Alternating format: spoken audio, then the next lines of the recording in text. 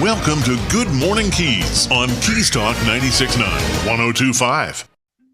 Good morning, Keys. Keys Talk 96.9, 102.5. The talk of the Keys, and it is Friday morning, 76 degrees, pretty warm. We're on our way to 80 for today and sunny skies tonight, 73, partly cloudy.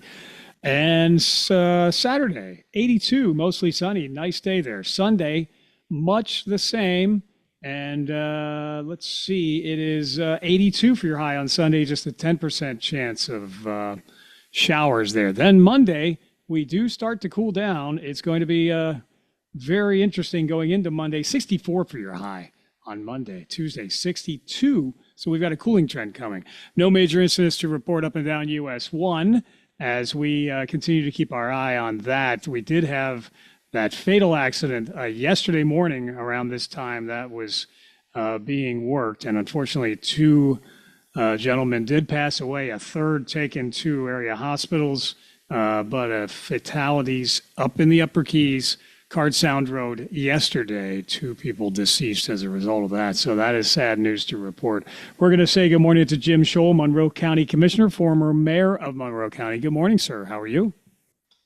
Good morning, Michael. I'm doing very well. Thanks. Excellent. So thank you for being here this morning. I know we've had some busy weeks here in the past, including a commission meeting earlier this week, and you were at Florida Keys Day up in Tallahassee. Lots of things were discussed at the BOCC meeting as of just a couple of days ago. We can touch on a couple of things there that we've talked about here in the past, but the Marathon Airport maybe getting an upgrade, a possibility of looking at some commercial flights coming in there. Yes, and in fact, part of that has already been done. We actually had to move the runway up there over about 40 feet to the north to provide the necessary separation between the taxiway and the runway in order to support commercial operations. And there's plans now to do some enhancements at the terminal and security and things to be able to have scheduled airline service operate out of Marathon again. And we had a big discussion on that. You know, Marathon has changed quite a bit since the last time Delta was attempting to establish service there. You know, there's more hotel rooms. The businesses have expanded, and there's just, it certainly appears to be a much higher demand now, and the accommodations for airlines to operate out of there. So we're working towards that, and it looks like Delta will be the partner if this continues to go forward. But I think the last time we were operating out of there, or at least the last several times, there were much smaller propeller, like twin engine turboprops and things that were operating out of there. But now the industry has changed to almost all jets. There aren't any of the old twin engine Beechcraft 1900Ds, they call them, and the ATR aircraft. They've all gone to the smaller, like 70 passenger jets. So that's what the future looks like. And if we keep moving that direction and the funding streams are there, which they certainly appear to be, we should have commercial air service operating out of Marathon before too long. Interesting. And we already do handle a number of private charters and private aviation there as well. Some of those are a little more sizable jets, but is the infrastructure able to support the 70 passenger jets that would be coming in, or do we have further upgrades necessary on the runways and the like? Well, the runway is good. You know, it's the terminal itself and the security requirements. But yeah, we can handle that. And the one, we're going to move some of the older firefighting vehicles. I think in the plan from Key West to Marathon, you have to have 2 firefighting vehicles there to support the type of commercial operation that is envisioned there. So yes, there's some moving parts there that still need to be done, but Richard Strickland and his team did a very good briefing for us Wednesday at the commission meeting. Very good. Jim Scholl, he's Commissioner District 3, former mayor of Monroe County, former City of Key West city manager, commanding officer, NAS Key West. Many accolades and accomplishments behind your name, sir, and we thank you for that. Traffic, speaking of traffic in the air, we now move new traffic on the roadways, a traffic study being done also by the county to assess where we are in terms of, US 1 specifically, and traffic flowing in and out of the Keys. Yes, we got a briefing again from staff and a consultant on this. We do it every 2 years, a traffic study, in order to determine all of segments, and there are many segments of the road that get studied during the February and March timeframe, which are the high volume traffic months. We get statistics from FDOT that let us know the traffic counts, so we know how many cars are on the road in any given month or any different time of the year. And we pick the busiest times for vehicle traffic. And then the consultants come down and they do all the different segments of US 1 to determine the traffic flow. And we have a on paper requirement that we want to have the average to be 45 miles an hour. And, some of the conditions have changed over the years, though. And the last traffic study, they measure it very precisely, but it was like 44.7 miles an hour. And so, but there were also a lot of, but there were also a lot of unusual impacts at that time with construction and the aqueduct working on the water main. And that, and then another variable, we had changed speed limits on the road up there by Alamorada, where it used to be 55. The speed limit went down to 45. And so there were things that obviously had an impact that weren't considered. And then some of the construction, they take that out and they don't use that. They'll just say, no, we're not gonna count that because of construction, but there's parameters for that. So there's a lot of variables, but the other thing that happened on the last study was the contractor was delayed in getting started. So we extended it to later into April. And that was something that we were talking about and got public input on, as whether we should have that flexibility for unforeseen circumstances. But at the end, we just said, no, we're going to stick to the original plan, and we'll see what the outcome of the studies will be going forward. But it is important to at least have that information to help us figure out our growth limits down here. Yes, Commissioner Jim Scholl, District 3, former mayor of Monroe County. Keys Talk 96.9, 102.5, the Talk of the Keys. Moving into another arena that you do know a lot about from your past experience, and that is military, air transport, etc.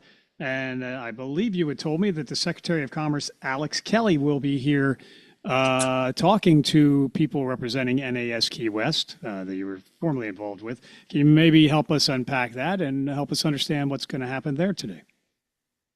Well, yeah, Secretary Alex Kelly, he's the Florida Secretary of Commerce. Yes, sir. And within that department, he oversees the Florida Defense Support Commission, which I sit on, and there's 11 other appointed members, 4 from the governor's office, 4 from the Senate, and 4 from the House that get appointed. And we get together quarterly to look at how we can best support the communities around the military installations. Obviously, Naval Air Station Key West is here, Coast Guard Sector Key West is here, Jayada South is here. So we have a pretty big military footprint given the population of Monroe County. So, and it's like that all over the state where the military bases are. This commission tries to figure out how best to improve the quality of life and the mission support for the bases. So Secretary Kelly will be here today to meet with Captain Thompson out here at NAS Key West, and also the Executive Director, Terry McCaffrey, Executive Director of the Florida Defense Support Commission staff will be here, and NAS. And then this afternoon, I know Secretary Kelly will have to leave, but Terry McCaffrey and I are going to go over to Jayada for a sit down with Admiral Randall. So it's just important for them to get the feel of the military presence here in the Florida Keys. And next month in March, we are actually having the quarterly Defense Support Commission meeting here in Key West. So the entire commission will be here and all the staff. So it's important, and we do that all over the state of Florida to visit the installations, get mission briefings, and also community briefings on things that can help enhance the quality of life or the mission success of the installations. Yes, sir. Well, some important meetings coming up, and we will be watching for outcomes for that, many of which we will probably not hear about, understandably so. But again, we appreciate your service to our country and continued service in the name of defense and military operations.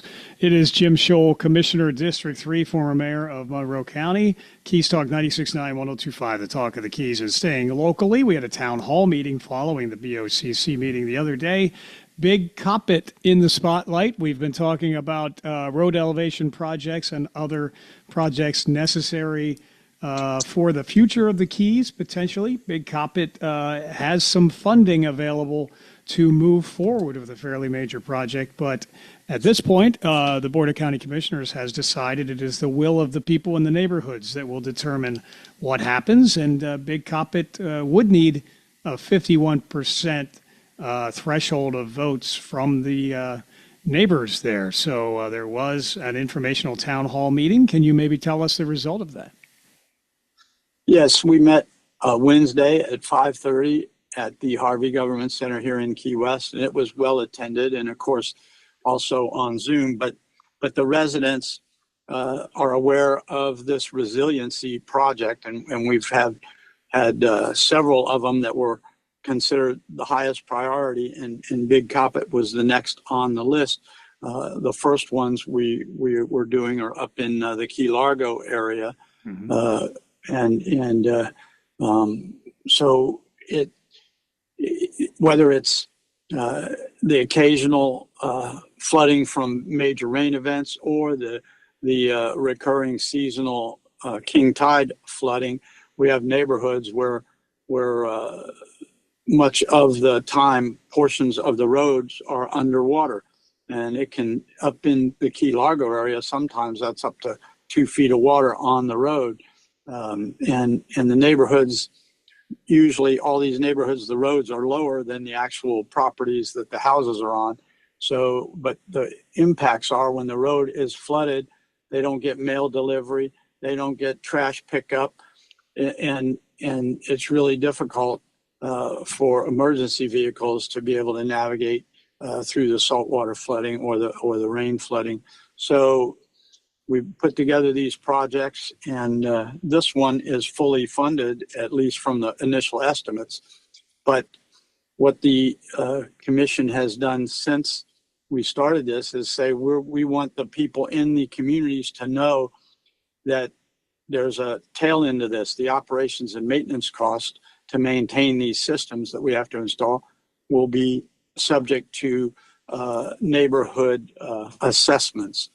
So, people need to decide the value that they believe will contribute to the neighborhood if we go forward. And if they don't like it, they could choose to say, we don't want to have that tail end expense every year, so we don't want to do the project, which is unfortunate, because obviously we're concerned about obviously the public safety aspect and the asset and the access to the communities, but also potential impacts on property values if the roads are recurringly going to be flooded and potentially having worse flooding as we go forward.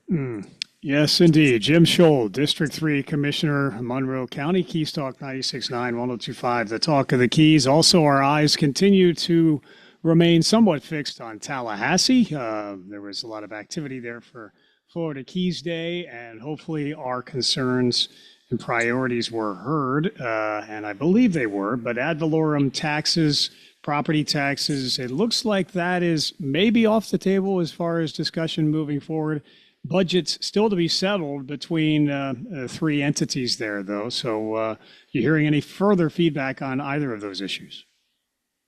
Well, there's some good news in that the Florida Keys resiliency dollars and the $20 million recurring funding we would get is in the budget still. Yes. And the big issue, though, and a lot of the things that were specific to the Florida Keys and our area of critical concern have all moved forward successfully thus far.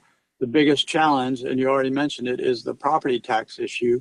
And the House has had their select committee in between the sessions this last year. And then the House, I believe, on the floor of the House passed a resolution yesterday, or at least passed the tax package that said they would stair step down the ad valorem property taxes for the local governments. They're excluding any reduction for schools and any reduction for law enforcement and first responders.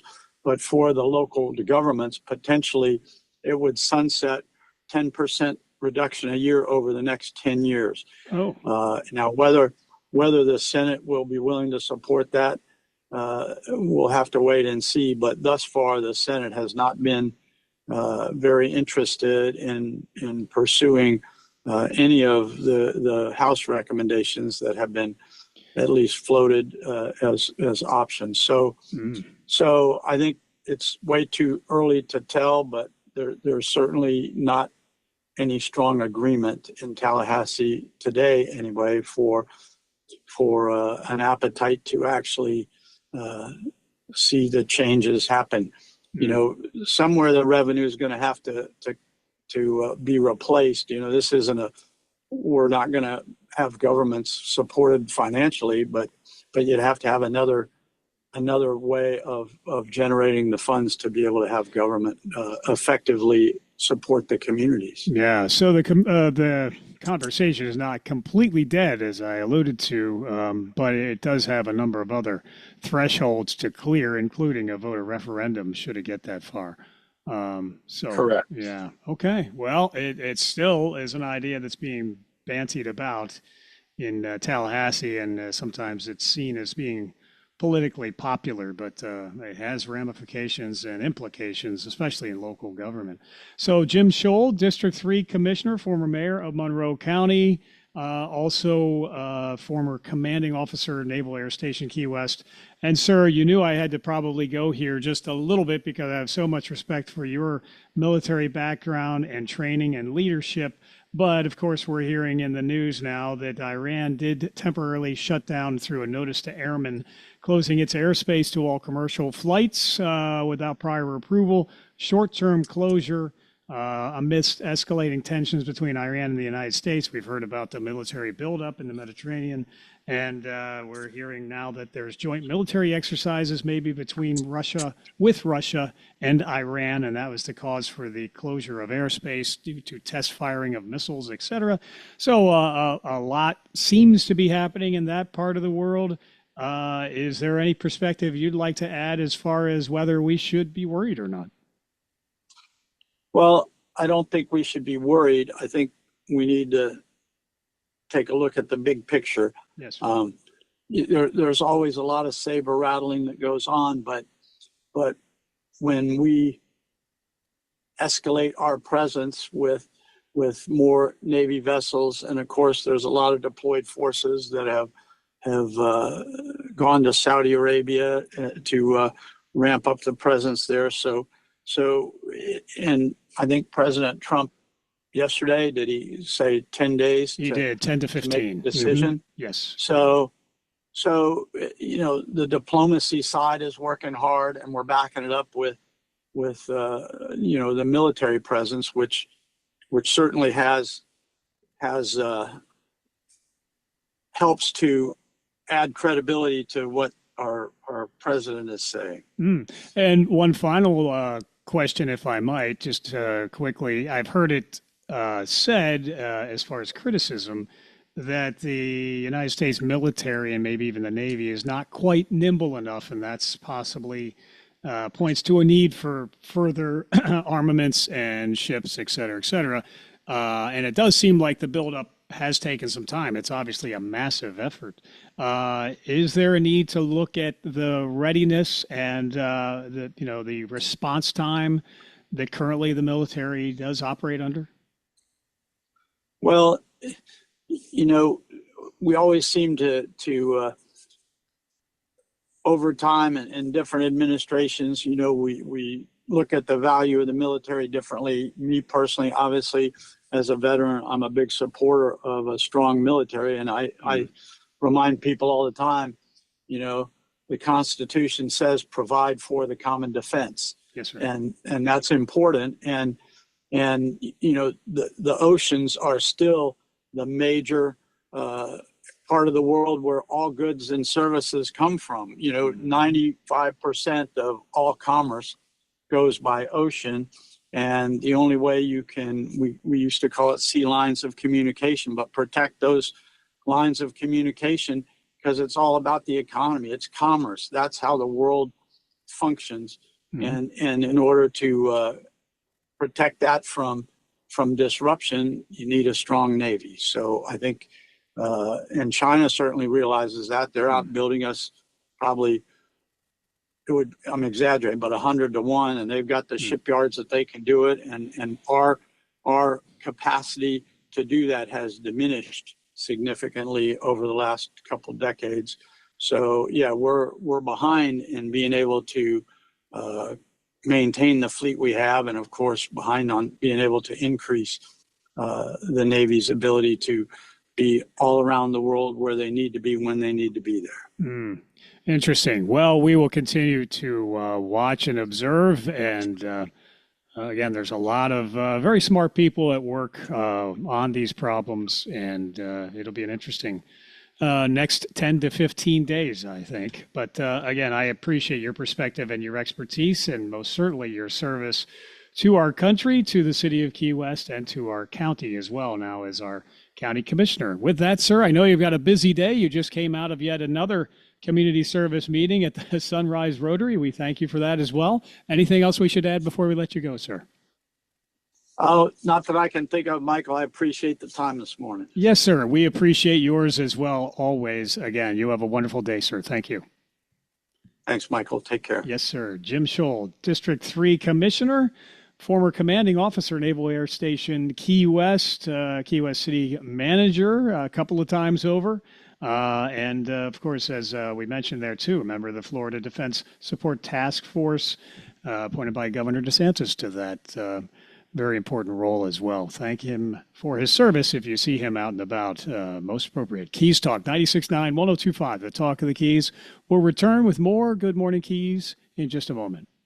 Step back into Old Town. Step into Old Town Bakery with fresh baked treats like pastries, cookies, brownies, and fresh breads made every morning. Enjoy hot and cold, delicious ground coffee, always brewing, and handcrafted breakfast and lunch sandwiches made to order on oven fresh breads. And now, Old Town Bakery features spinach mushroom feta quiche and ham and cheese quiche, delectable for breakfast or lunch by the slice. Get a whole quiche pie by ordering in store with 24 hours advance notice. Enjoy new cream-filled croissants with chocolate or vanilla filling and award-winning fresh baked pies, including their key lime pie, voted the best in the Keys. Pick up their unique Old Town Bakery t-shirts for a friend or yourself and give the gift of deliciousness with a gift card available for purchase in store. And their catering menu is available to make that next event memorable. Old Town Bakery on the corner of Eaton and Grinnell. Stop in or order online. Old Town Bakery, KeyWest.com.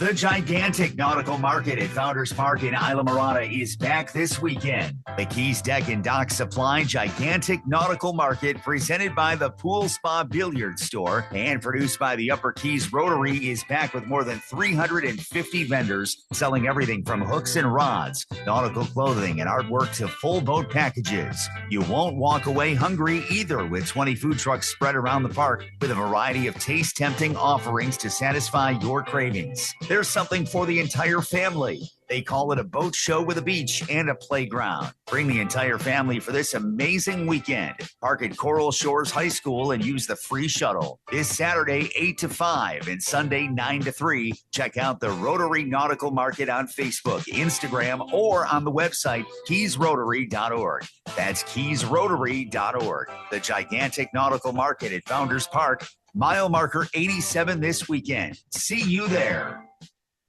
Good morning, Keys, on Keys Talk 96.9, 102.5. And good morning, Keys. Keys Talk 96.9, 102.5. The talk of the Keys, and no major incidents to report up and down US 1. Of course, we reported it here. As soon as we got word, there were a couple of fatalities in the accident yesterday. Card Sound Road, another individual taken to the hospital. But luckily, that is not the case today. But yesterday, a somber and sad day on the highways.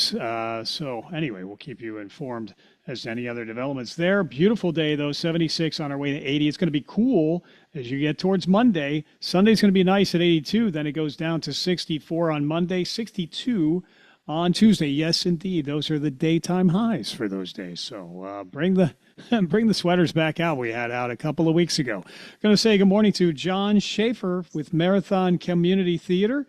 You are the producer of Little Shop of Horrors, I believe. Good morning to you, John.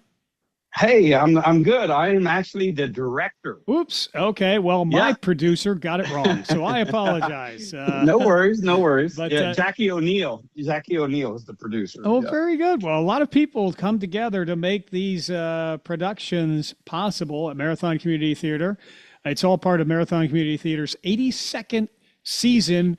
We're still trying to raise the roof, though. We want to put in the reminder that we've already raised $238,000 plus towards a new roof, which is critical towards continuing the legacy of Marathon Community Theater. Still need a little bit of help, though. So if you can, go to marathontheater.org to make sure that we get to across the finish line there. So that's right. Yeah. Yeah. So Little Shop of Horrors.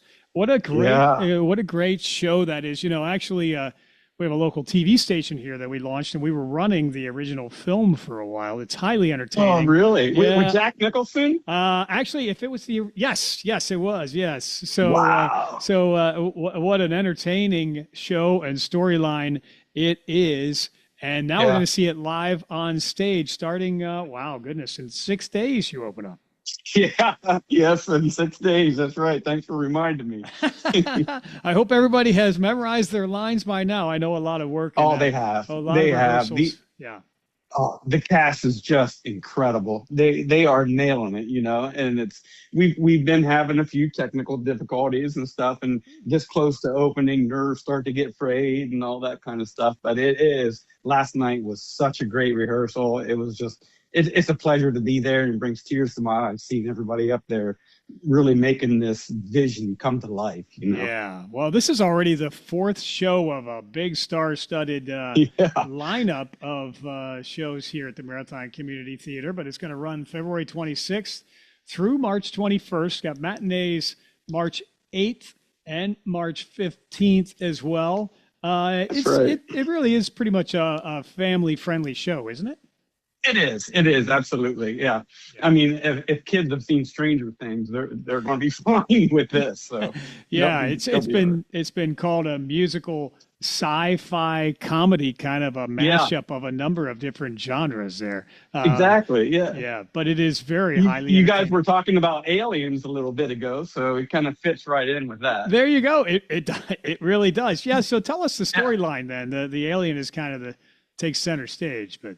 Yeah, so the alien is a carnivorous plant, and it happens to come to Earth, whatever method, I don't know. But and then as it grows, it gets hungrier and hungrier for its special food, which you know what that turns out to be. Oh, yes, indeed. Well, you've got quite a cast here. Some familiar faces to the theater stage.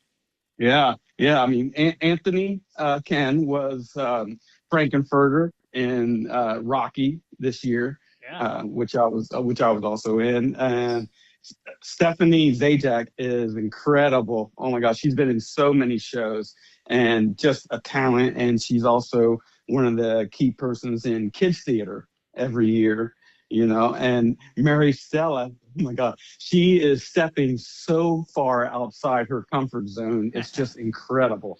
Absolutely incredible to see her playing the dentist, Yes. Jerry Nussenblatt. Oh, and not only does she play the dentist, she plays several other characters throughout the show. Oh, I'll leave that for people to find out when they come and see it. Okay, great. Yes. Yeah. Jerry Nussenblatt is Mushnick. He's been in a number of shows here. I don't want to leave anybody out. The girls. So I have the urchins. They're called the street urchins. Yep. So that's Jeannie Schwanke, Abby Colella, and Michelle Dobler. And they are all from Rocky. And they are bringing that same energy to this show. And it's incredible to see them together.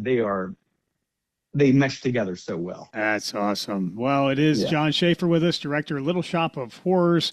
Marathon Community Theater starts up February 26th, running through March 21st. You can buy tickets online, marathontheater.org, and during select hours at the box office as well. Thanks to the Monroe County Tourist Development Council for their support with Florida Arts and Culture.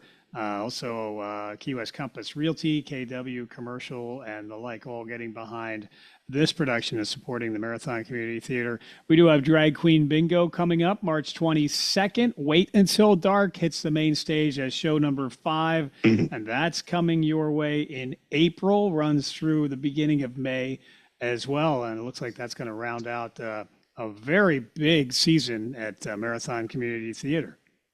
Yeah, it's been busy. Yeah, it has. Well, and you've been busy as well. So again, taking the director role of this Little Shop of Horrors with our producer, Jackie O'Neill as well. Again, get the tickets now. Starts up February 26th with matinees March 8th and March 15th. And you had the community showcase. The name escapes me now, but that recently happened as well. Community showcase? Oh, I mean the just a couple of weekends ago. It was the lights and we call it One Weekend Only. That's it. Thank you. I had the improper name. That's why I threw you off. No, that's right. Yeah. So it's our fundraiser, and that was a lot of fun. Yeah, that's always a lot of fun. I heard that was highly entertaining as well. So awesome. Lots going on. Marathon Community Theater. Go to marathontheater.org. Do not miss Little Shop of Horrors. It's a highly entertaining play to see, and you guys, I'm certainly will do a fabulous job presenting it on the main stage. So anything else we should mention at this time, John? Just get your tickets and come get some popcorn and sit back and relax. Yeah, well, Marathon Community Theater is such a great place to see a show. It's always so much fun. Yeah. And this show will certainly be a lot of fun, so do not miss it. All right, John, thank you so much for all your hard work putting this together. We're looking forward to seeing the production. It's been my pleasure. I got to tell you that. Yeah, excellent. Thank you, John. We'll talk soon. All right, thank you, Mike. All right, bye. Bye now. John Schaefer, director, Little Shop of Horrors, Marathon Community Theater, opening up February 26th. Get your tickets, marathontheater.org. This is Keys Talk 96.9, 102.5, the talk of the Keys. Back in a moment. Good morning, dear. Breakfast almost ready? In a minute. So did you happen to call someone about spalling repair for the house? You know what? I knew I forgot something yesterday. Honey, you know how important spalling repair is, especially here in the Keys. If that spalling damage gets any worse... Don't worry. I'll call Design Center in Marathon. When? Today. How about now? Okay, dear. Now. Design Center, the most efficient spalling contractor in the Keys, providing the fastest results. With over 40 years combined experience in spalling repair and a member of the International Concrete Repair Institute, Design spreads and outstanding specials in an eatery that opened the same year Ole Evinrude invented the first outboard motor. And get a jump on someone's birthday and check out our retail offerings for some great gift ideas. Hefe's Cafe, Old Town Key West, of course. The Key Largo Chamber of Commerce invites you to join them for their exciting monthly networking events. Members and non-members alike can enjoy a monthly networking luncheon on the second Thursday of every month, as well as an evening Members in Motion event on the fourth Thursday of the month. To register for Key Largo Chamber of Commerce events or to find out more information about this vital growing business organization, go to keylargochamber.org. That's keylargochamber.org. Wesley Financial Group is not a law firm, and Chuck McDowell definitely not an attorney. This is Chuck. If someone talked you into buying something really silly and you want to get out of that silly little thing, my advice, get the facts. Call me and I'll send you our timeshare exit kit absolutely free. Inside, you'll learn how timeshare works and all your options for cancellation. Call Wesley now for your free timeshare exit information kit. 800-809-7171. That's 800-809-7171. This is Good Morning Keys on Keys Talk 96.9, 1025. And good morning, Keys. Keys Talk 96.9, 1025. The talk of the Keys. Again, looking at traffic. No major incidents to report this morning.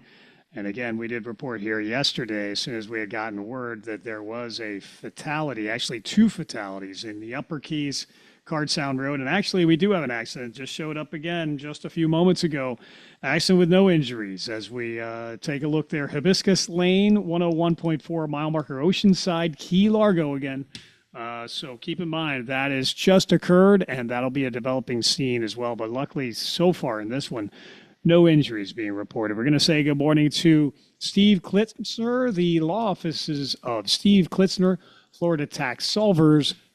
.com. Good morning to you, Stephen. How are you, sir? Good morning, Michael. Doing great today. Excellent. So, you know, we you had mentioned to me just before we went on the big, beautiful bill, and we are hearing about that in relation to government shutdowns and that kind of thing. We still have a partial government shutdown. I had a plane, a flight that was canceled on me last minute just last weekend. And I don't know if that's directly related or not. But the big, beautiful bill apparently is keeping a number of things going.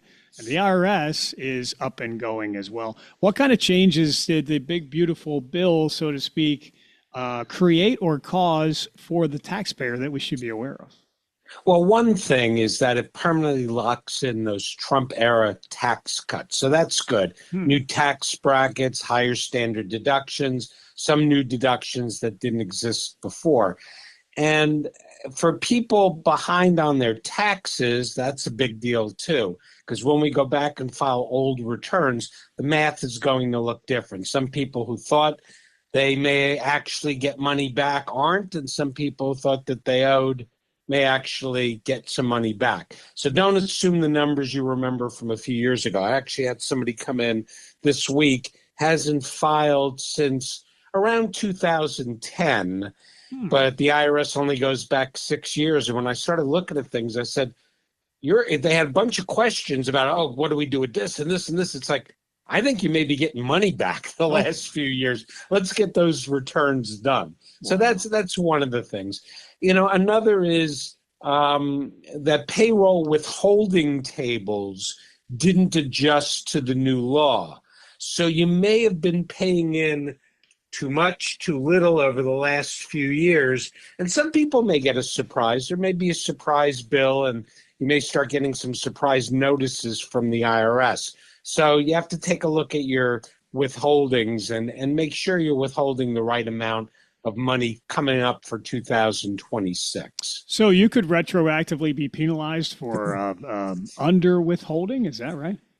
Well, yeah, for the most part. You're basically, if they don't change the withholding tables, and you're withholding at last year's rates, that might not be enough, or you may actually end up getting more of a refund than you thought that you did.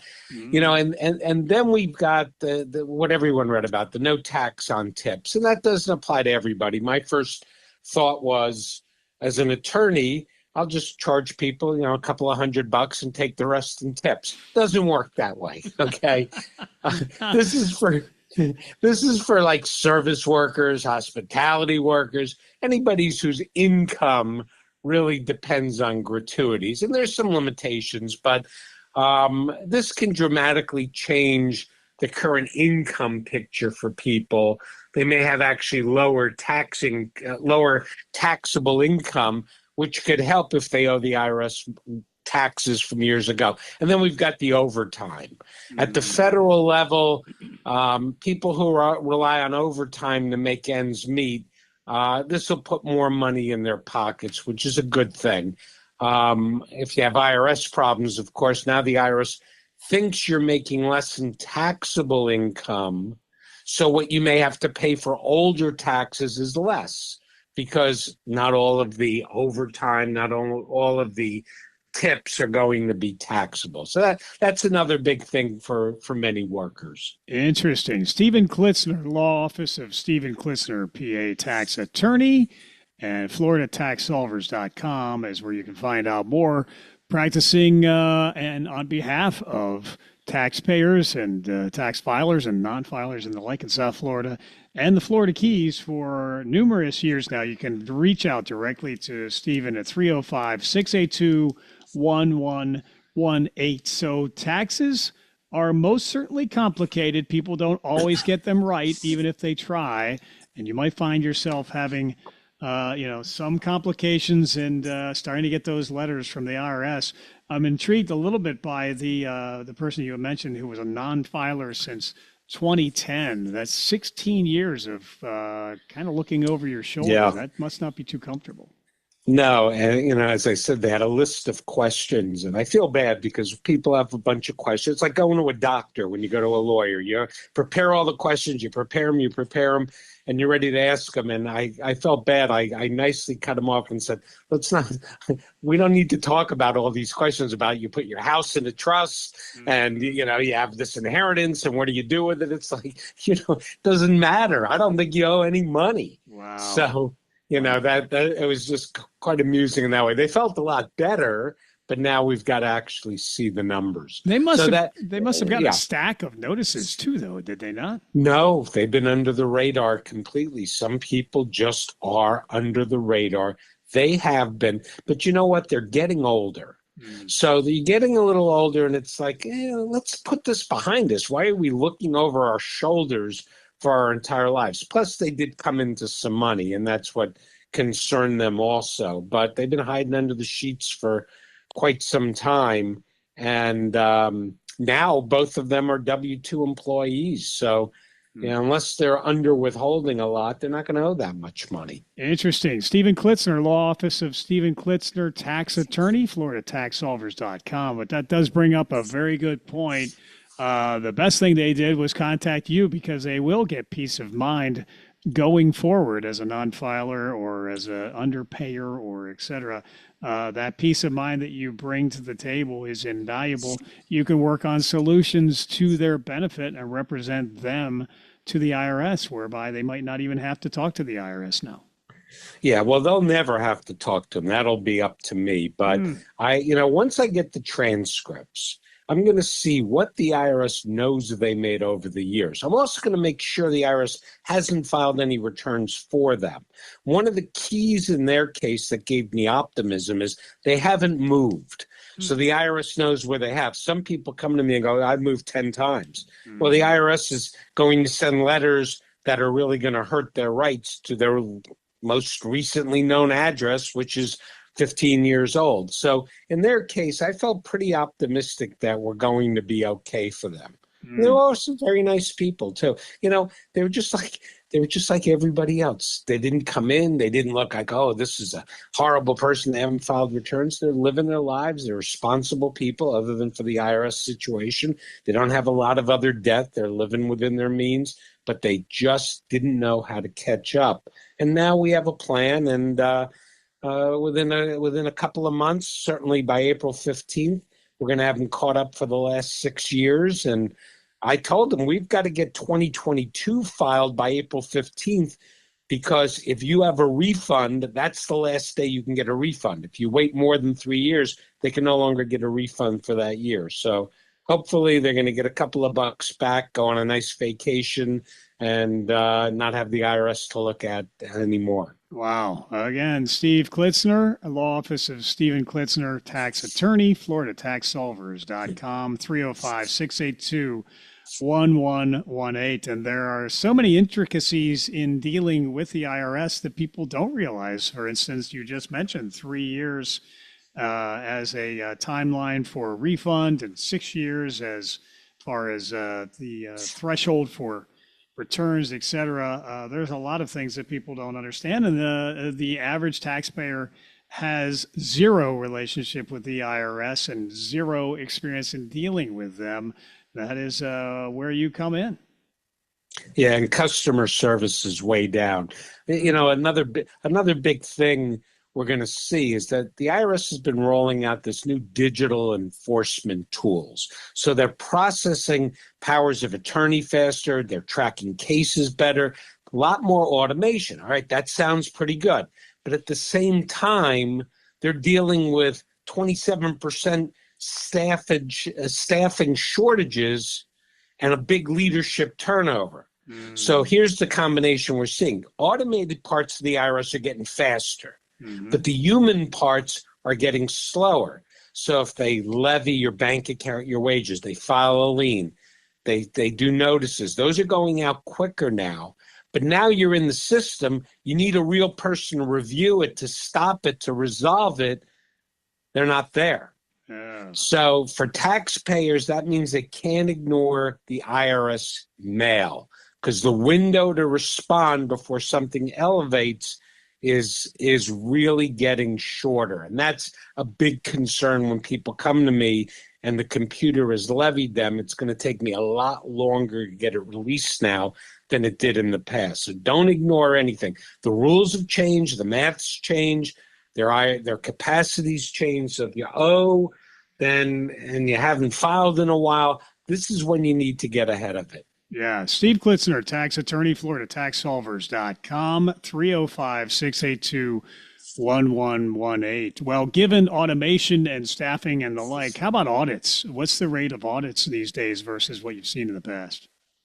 Well, we're seeing more correspondence audits because there aren't as many people that are actually physically and mentally auditing taxpayers. So the frustration, of course, is responding to these correspondence audits, and very often they just get ignored. Fortunately, it can't be assessed until we either can get to an appeals officer or can get to tax court. So as long as we're on it early, there won't be any assessment. They just can't steamroll through people as long as they exercise their rights. But those audits are, we're seeing a lot of them. Sometimes we look at the audit and it's like, we got a real problem here. And other times it's like, well, the IRS is using bad information. We need to get this thing straightened out. Okay. FloridaTaxSolvers.com, 305-682-1118. And I had mentioned earlier, Stephen, that we've been talking a lot about international relations and what's happening on the world stage. It could have implications for all of us here or not. We'll see. But not a lot of taxpayers are looking to go to Iran, I would suspect, as of late. But they're looking to go to other places. Yet they might find that they no longer have a usable passport due to tax issues. Is that still happening? Yeah, what's happening is they are not able to, when they owe a significant amount of money in the $65,000 area or more, if their passport is certified, they can't renew their passport. They can't get a new one once it gets certified. Now, they're starting a pilot program. They just started this up in the Northeast, where it's going to make it easier for a revenue officer to go to the State Department and say, take that passport. Okay. That hasn't happened yet. We're good. I mean, at the moment, and here in South Florida, we're good. They're not just grabbing passports, but we'll see how this new pilot program works. And it is a little bit of a cause of for concern for taxpayers now.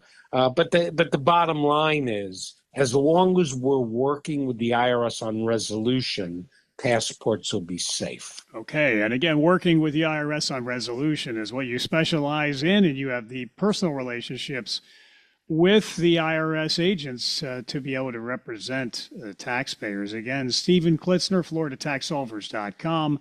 Call for your free consultation to see where things stand. He will tell you up front what it looks like. 305-682-1118. But those 800 numbers we hear about from time to time promising all these wonderful solutions to your tax problems, those are companies from who knows where that do not have those relationships here in South Florida and the Florida Keys. Yeah, it's really, it's such a shame that they can dupe people and scam people. But, you hear it on the radio, so you figure, oh, well, this company, they say they're the largest, they say they're the best. How could they not be? How could they be a scam? And more times than not, it's you might as well give your money to the IRS because you're throwing it away with these companies. They're just not going to do the work.